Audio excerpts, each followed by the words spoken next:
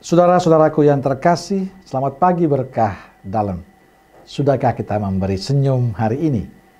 Senin 4 Juli 2022. Kita awali permenungan kita dengan tanda kemenangan Kristus. Dalam nama Bapa dan Putra dan Roh Kudus. Amin. Permenungan kita diambil dari Injil Matius bab 9 ayat 18 sampai 26.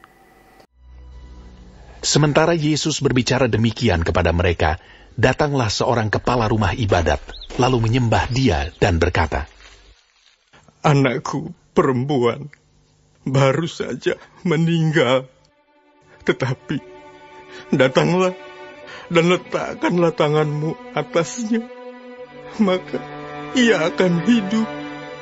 Lalu Yesus pun bangunlah dan mengikuti orang itu bersama-sama dengan murid-muridnya.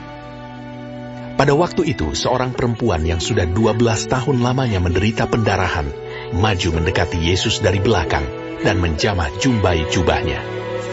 Karena katanya dalam hatinya, "Asal ku jamah saja jubahnya, aku akan sembuh." Tetapi Yesus berpaling dan memandang dia, serta berkata, "Teguhkanlah hatimu, hai anakku. Imanmu telah menyelamatkan engkau." Maka sejak saat itu, sembuhlah perempuan itu. Terima kasih Tuhan. Ketika Yesus tiba di rumah kepala rumah ibadat itu dan melihat peniup-peniup seruling dan orang banyak ribut, berkatalah ia, "Pergilah, karena anak ini tidak mati, tetapi tidur." Tetapi mereka menertawakan dia. Setelah orang banyak itu diusir, Yesus masuk dan memegang tangan anak itu, lalu bangkitlah anak itu. Maka tersiarlah kabar tentang hal itu ke seluruh daerah itu. Saudaraku yang terkasih, bacaan Injil hari ini bercerita tentang dua kisah ini. Pertama, seorang kepala rumah ibadat yang meminta Yesus menyembuhkan anaknya yang sakit. Kedua, seorang wanita yang sudah 12 tahun mengalami penderitaan pendarahan. Dua kisah ini memberikan gambaran pada kita tentang sikap iman mereka yang sungguh percaya pada Yesus. Mereka percaya Yesus berkuasa atas penyakit dan kehidupan mereka. Iman kepada Yesus dinyatakan oleh kepala rumah ibadat dan perempuan yang 12 tahun pendarahan. Mereka sungguh beriman kepada Kristus, sungguh percaya. Tetapi datanglah, letakkanlah tanganmu atasnya, maka ia akan hidup, kata kepala rumah ibadat.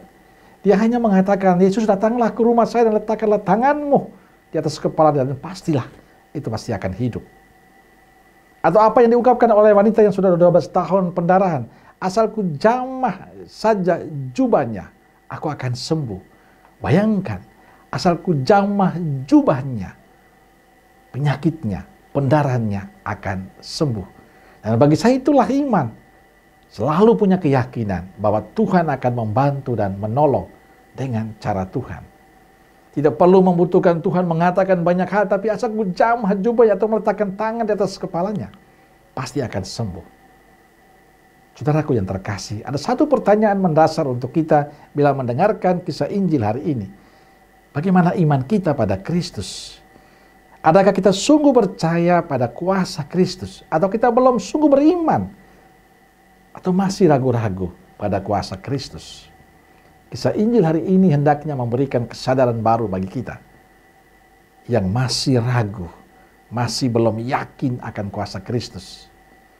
Kedua orang yang percaya pada Kristus mendapatkan berkat yang berlimpah, kesembuhan. Pengalaman iman ini hendaknya membuat kita tidak ragu lagi, tapi makin percaya. Beriman itu harus ditunjukkan dengan sikap, hidup, dan usaha kita. Itulah yang ditunjukkan oleh perempuan yang pendarahan. Dia tidak hanya percaya tapi melakukan tindakan. "Asal ku jamah jubahnya, aku akan sembuh." Saudaraku terkasih, dalam situasi yang sulit yang dialami oleh kepala rumah ibadat dan wanita yang pendarahan, mereka memilih untuk datang pada Yesus. Pilihan itu tentu didasari keyakinan Yesus akan membebaskan dan menyelamatkan mereka.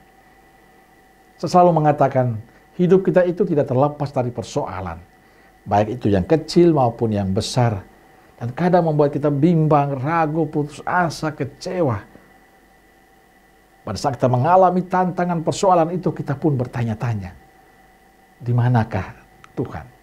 Hari ini kita mendapat jawaban dari penginjil Matius. Masih ada Yesus yang peduli, Yesus yang sayang dengan kita. Yang dibutuhkan dari kita adalah iman, kepercayaan bahwa Dia mampu menyelesaikan persoalan hidup kita. Saudaraku terkasih, kalau kita mengatakan kita beriman, itu berarti kita percaya bahkan dalam ketidakjelasan hidup ini, dalam kabutnya hidup ini, tetap yakin bahwa ada Dia, yakni Yesus, yang membantu dan menolong kita. Amin. Semoga Allah yang Maha Kasih memberkati kita semua, Bapa, Putra, dan Roh Kudus. Amin.